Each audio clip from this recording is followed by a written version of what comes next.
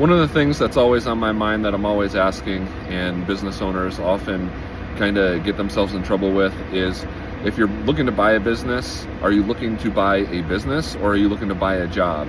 And with business owners who have already bought a business, did you buy a business or did you buy a job? Are you working a job or are you working a business? And that's a question that you got to take pretty seriously. And it comes down to one simple thing: are you the system or are you creating systems? Are you running the show or are you putting people in place to run the show?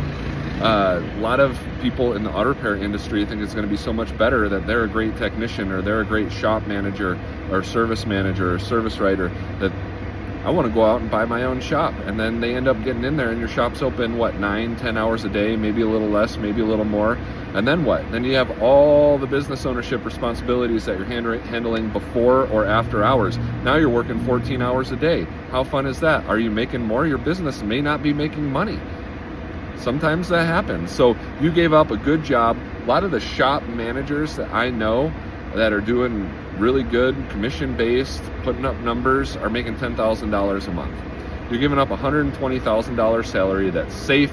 You have no legal liability to. You go out and buy a shop, and now you can be sued. Whereas you're an employee, you can't get sued. It's the business that's going to get sued. So one thing always to think about is, what are you wanting out of a business? What are you doing in your business, and what are you wanting it to become? Good business should bring home 20% of what they're grossing in sales, at least in most industries. Obviously in retail, it's a little different, like clothing and things like that. General contractors, they're more like 8%, but 20% in auto repair is about what you should be bringing home. And then, you should be able to do that without you having to run the show. Are you running the show, or do you have somebody in place running the show? Are you creating systems, or are you the system? That's one thing that always comes to mind, because you can put yourself in a pretty bad place if you're putting yourself in that position, to be a business owner who's now tied to that. It's already going to be on your mind at all times when you have a business. You're always going to be thinking about it. It's never going to leave your mind. You could set it aside, you could shelf it, but it's still going to be there and it's still going to be weighing on you. Now you're having to work it.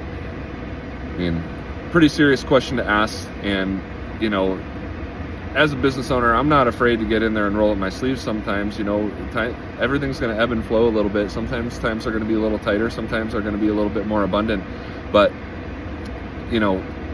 sometimes I get in there and I do things, but I don't want to have bought myself a job. I'm always going to have responsibilities. I want to have a business, and it's enough responsibility that weighs on you to be putting the right people in place. I'm responsible with my part.